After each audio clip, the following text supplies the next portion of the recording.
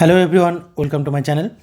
আজকের এই ভিডিওতে আমরা আলোচনা করব ক্যালকাটা ইউনিভার্সিটি যারা এবছরে মেজর সোশিওলজি নিয়েছো তাদের জন্য এবছরে কোন কোন প্রশ্নগুলো গুরুত্বপূর্ণ সেই প্রশ্নগুলো নিয়ে আলোচনা করব। অর্থাৎ মেজর সোশিওলজির 2024-এর সাজেশান নিয়ে আমরা আলোচনা করতে চলেছি। দেখো, এবছরে যারা ক্যালকাটা ইউনিভার্সিটির অ্যাডমিশন নিয়েছো, মেজর সোশিওলজি যারা নিয়েছো তাদের ক্ষেত্রে বলি যে সিলেবাস কিন্তু বিগত সিবিসিএস প্যাটার্ন এবং মেজরের যে প্যাটার্ন, মেজরের সিলেবাসের যে প্যাটার্ন, বিশাল ফারাক এমন কিছু কিন্তু নেই। একটা দুটো বিষয় একটু এদিক ওদিক হয়েছে, তাছাড়া ওভারঅল সিলেবাস কিন্তু সেম এবং প্যাটার্নটাও কিন্তু সেমই থাকবে। সুতরাং তার উপর বেস করে আমি কয়েকটা ইম্পর্টেন্ট কোশ্চেন আজকে আলোচনা করব, যেগুলো এই সময়ের লাস্ট মুহূর্তে তোমাদের আশা করছি এই প্রশ্নগুলোর ওপর ইম্পর্টেন্স দিয়ে তোমরা প্রিপারেশান নিলে আশা করছি তোমরা এর মধ্য থেকেই তোমরা কমন পেয়ে যাবে খুব সহজেই। দেখো, চলো প্রথমে আলোচনা করি 10 মার্কে। দেখো, সমাজতাত্ত্বিক কল্পনা খুব গুরুত্বপূর্ণ, সোশিওলজিক্যাল ইমাজিনেশন আর সোশিওলজি অ্যান্ড কমন সেন্স। সমাজতাত্ত্বিক কল্পনা বলতে কী বোঝো? থিঙ্কিং সোশিওলজি, যেটাকে বাংলায় বলে থাকি আমরা সমাজতাত্ত্বিক চিন্তন। সমাজতাত্ত্বিক চিন্তন বলতে কী বোঝো? সমাজতত্ত্বের উদ্ভবের কারণগুলি আলোচনা করো। দেখো, সমাজতত্ত্বের উদ্ভবের কারণের ক্ষেত্রে বলি প্রত্যেকটা কারণ আলাদা আলাদাভাবে টিকা হিসেবে কিন্তু আসতে পারে। সেখানে আমি কি বলেছিলাম, তোমরা যদি সিলেবাস ডিসকাশনে ভিডিও দেখো তাহলে বুঝতে পারবে। শিল্প বিপ্লব, ফরাসি বিপ্লব এবং এনলাইটেনমেন্ট, যেটাকে আমরা কি বলছি আলোকায়ন, এই তিনটি ছোট করেও কিন্তু দিতে পারে টিকা হিসেবে। সমাজতত্ত্বের পরিধি এবং বিষয়বস্তু ইম্পর্টেন্ট। সমাজতত্ত্বের সঙ্গে নৃতত্ত্বের সম্পর্ক আর কি, হ্যাঁ, আলোচনা করো। এবং এটা কিন্তু খুব খুব গুরুত্বপূর্ণ। তোমরা সম্পর্কের মধ্যে সমাজতত্ত্ব, নৃতত্ত্ব আর হিস্ট্রিটা বেশি ইম্পর্টেন্স দেবে। ওকে, চলো। আচ্ছা, প্রসঙ্গত বলে রাখি, যারা এখনও কোনো স্টাডি ম্যাট পাওনি বা যারা কোনো টিউশন নাও না, তোমরা স্টাডি ম্যাট নিতে চাইছো, তারা ফুল স্টাডি ম্যাটের জন্য এই নম্বরে কল করে নিও। ঠিক আছে, টোটাল ফুল স্টাডি ম্যাট তোমরা পেয়ে যাবে এই যা সাজেশন দেওয়া হচ্ছে তার উপর বেস করে, এবং তার সঙ্গে শর্ট কোশ্চেনও পাবে। ওকে, চলো। এরপর আছে সামাজিক সচলতা। সামাজিক সচলতার কি বলি আমরা? এটার ইংলিশটা বলি সোশ্যাল মোবিলিটি। ওকে, সোশ্যাল মোবিলিটি। আর সামাজিক সচলতার প্রধান সহায়কগুলি কী কী, অর্থাৎ সামাজিক সচলতার কারণ। তারপর আছে সামাজিকীকরণ কী, সামাজিকীকরণের মাধ্যমগুলির ভূমিকা সংক্ষেপে আলোচনা করো। Socialisation very very important. এটা কিন্তু তোমরা 2 নম্বরেও পাবে, 5 নম্বরেও দিতে পারে, আবার 10 নম্বরের জন্য আমি রেখেছি। 5 নম্বরে যদি দেয় তাহলে টিকা লেখো সামাজিকীকরণ, 2 নম্বরে যদি দেয় সামাজিকীকরণ কি, হোয়াট ইজ সোশ্যালাইজেশন দেবে। ওকে, চলো। সামাজিক বিচ্যুতির প্রধান কারণ, সামাজিক বিচ্যুতি ভেরি ভেরি ইম্পর্টেন্ট। সংস্কৃতির সংজ্ঞা দাও, সংস্কৃতির বিভিন্ন প্রকার।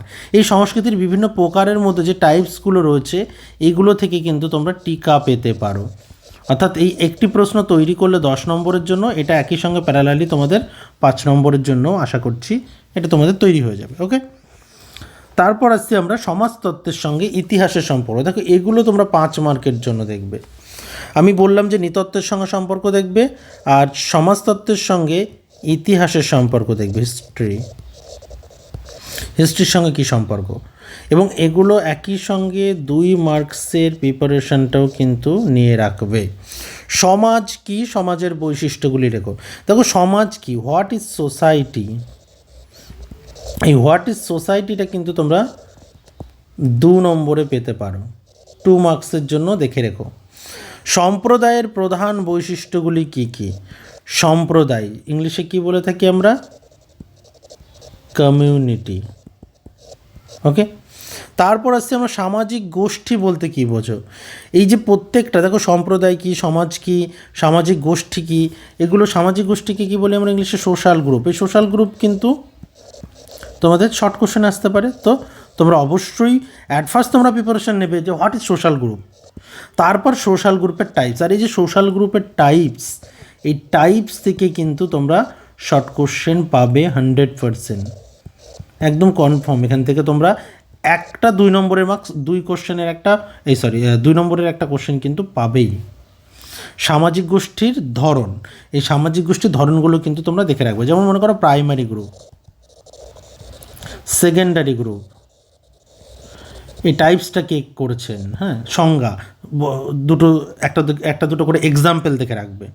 ওভারঅল কি কি বিষয়গুলোকে বাদ, কোন কোন বিষয়গুলোকে বাদ দিয়ে একদমই যাওয়া যাবে না, আমি কিন্তু সেগুলো প্যারালালি বলে দিচ্ছি। আমি যে আলোচনাগুলো করছি এগুলো একটাও বাদ দেবে না, এখান থেকে তোমরা কমন পাবে নিশ্চিত। বিগত বছরে তোমরা যে মেজর সোশিওলজিতে বছর যারা ভর্তি হচ্ছে তারা আশা করছি আমার চ্যানেলে ভিডিওটা ফার্স্ট টাইম দেখছো, তো সেক্ষেত্রে বলবো যে তোমরা এবছরের এই সাজেশানটা ফলো করলেই বুঝতে পারবে যে বিগত বছরেও কমন এসেছে, তোমরাও কমন পাবে, একদম 100% কমন পাবে, এটা নিয়ে কোনো সংশয় নেই, চোখ বুজে ফলো করতে পারো।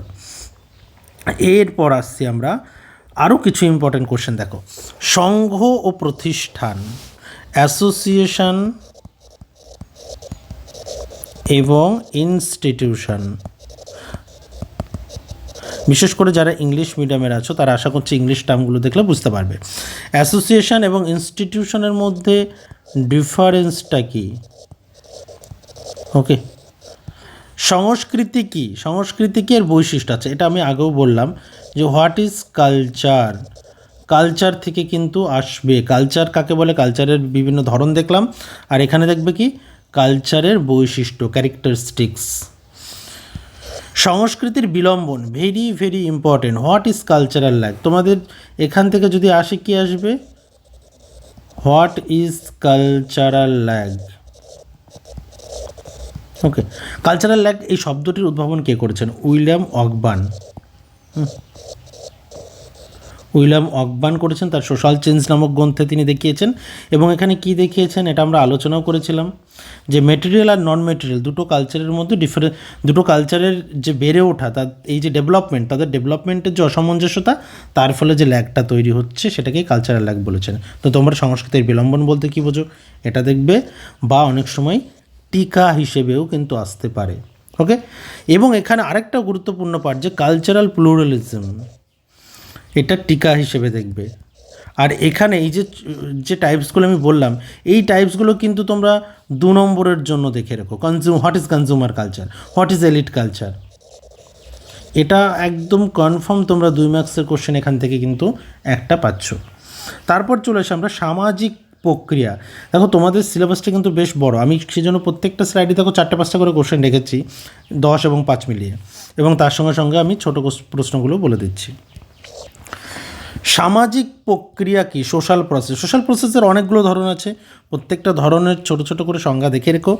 আর যেটা এই যে প্রত্যেকটা সামাজিক প্রক্রিয়ার ধরনগুলি, হ্যাঁ ধারণ নয়, ধরনগুলি উল্লেখ করো, এবং এর মধ্যে বেশি গুরুত্ব দেবে সহযোগিতা। আর এখানে উল্লেখ করে যখন বলবে তখন জাস্ট ছোট ছোট করে প্রত্যেকটা পয়েন্ট টাচ করে যাবে। সমাজতত্ত্ব সাধারণ বোধের মধ্যে পার্থক্য, very very important. Sociology and common sense. Okay, sociology and common sense. আর এটা হচ্ছে, এটার ইংলিশ টার্মটা বলে দিই, social process. Okay, types of social প্রসেসটা দেখে রাখবে, টাইপস। নেক্সট আসছে সামাজিক সচলতার বিভিন্ন প্রকারে। দেখো সামাজিক সচলতার এই যে বিভিন্ন প্রকারভেদ, টাইপস অফ সোশ্যাল মোবিলিটি, এই টাইপস অফ সোশ্যাল মোবিলিটিটা কিন্তু দেখবে এখান থেকেও কিন্তু একইভাবে তোমাদের প্রশ্ন আসবে 2 মার্কের, এখান থেকে 2 মার্কের কিন্তু পেতে থাকবে, তোমরা পাবেই কনফার্ম, এখান থেকেও পাবে। আর যেটা দেখবে সম্প্রদায়ের প্রধান বৈশিষ্ট্য, কমিউনিটি। আচ্ছা, এই কোশ্চেনটা মেবি রিপিট হলো মনে হচ্ছে, কমিউনিটি। ওকে, চলে আসো, এবং এবার চলে আসো যে লাস্ট পার্ট, যে আমরা ফাইনালি যেটা দেখব যে প্রাথমিক গোষ্ঠী গৌণ গোষ্ঠীর পার্থক্য, প্রাইমারি গ্রুপ আর এটি হচ্ছে সেকেন্ডারি গ্রুপ। ওকে, সহযোগিতা ও দ্বন্দ্বের মধ্যে পার্থক্য, সহযোগিতা এবং দ্বন্দ্ব, cooperation and conflict, difference between cooperation and conflict. Okay, আর যেটা দেখবে সম্প্রদায় কাকে বলে, এটা রিপিট হয়েছে। আর একটা সামাজিক নিয়ন্ত্রণের যে কোনো একটি মাধ্যম। দেখো তোমরা সোশ্যাল কন্ট্রোল কি জানো, কারণ অলরেডি একটা ক্লাস করানো আছে অনেক অনেক দিন আগেই, প্রায় 2-2.5 বছর আগে একটা ভিডিও আমার চ্যানেলে অলরেডি দেওয়া আছে। তো সেই ভিডিও রিসেন্টলি দেখছি একটা বেশ কিছু ছাত্রছাত্রী দেখছে। তো তোমরা, আমি লিঙ্ক দিয়ে দিচ্ছি, তোমরাও দেখতে পারো। সামাজিক নিয়ন্ত্রণ কি সেখানে খুব সিম্পলভাবে বোঝানো আছে। সামাজিক নিয়ন্ত্রণ কি? সামাজিক নিয়ন্ত্রণের একটা মাধ্যম, যেমন ধর্ম একটা মাধ্যম, অর্থাৎ আমাদের আচার আচরণকে নিয়ন্ত্রণ করছে সমাজের কিছু রীতিনীতি, বুঝতে পারলে? সেটাকে আমরা বলি সামাজিক নিয়ন্ত্রণ। অর্থাৎ আমরা ইচ্ছা করলে সমস্ত আচরণ করতে পারি না, যা কিছু বলতে পারি না, যা কিছু করতে পারি না, তাই না? তা আমাদের এই আচরণ, যা কিছু বলতে না পারা বা আমাদের যে আচরণ, আমাদের অ্যাক্টিভিটি কন্ট্রোল করছে সোসাইটির কিছু নর্মস, রেগুলেশনস। ওকে, চল, এইরকম একটি মাধ্যমের ওপর টিকা লিখতে হবে। চল নেক্সট এসছি, যেটা যে লাস্টলি আরেকটা কথা বলার। আচ্ছা, এখানেই শেষ। তোমরা এই কোশ্চেনগুলোই দেখবে যে আমি কিন্তু শর্ট কোশ্চেনের আলাদা করে কোনো সাজেশন দিলাম না।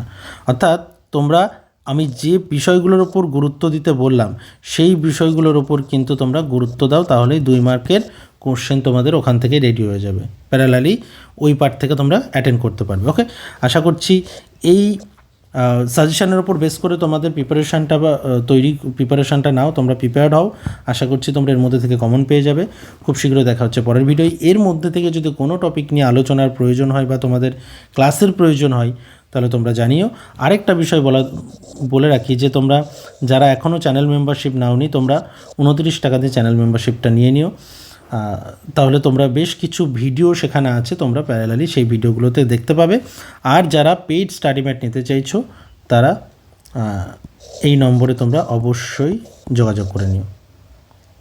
তোমরা খুব মিনিমাল একটা প্রাইসে, খুব মিনিমাল একটা ফিজে তোমরা এই স্টাডি ম্যাটটা কিন্তু পেয়ে যাবে। ওকে, খুব শীঘ্রই দেখা হচ্ছে পরের ভিডিওতে।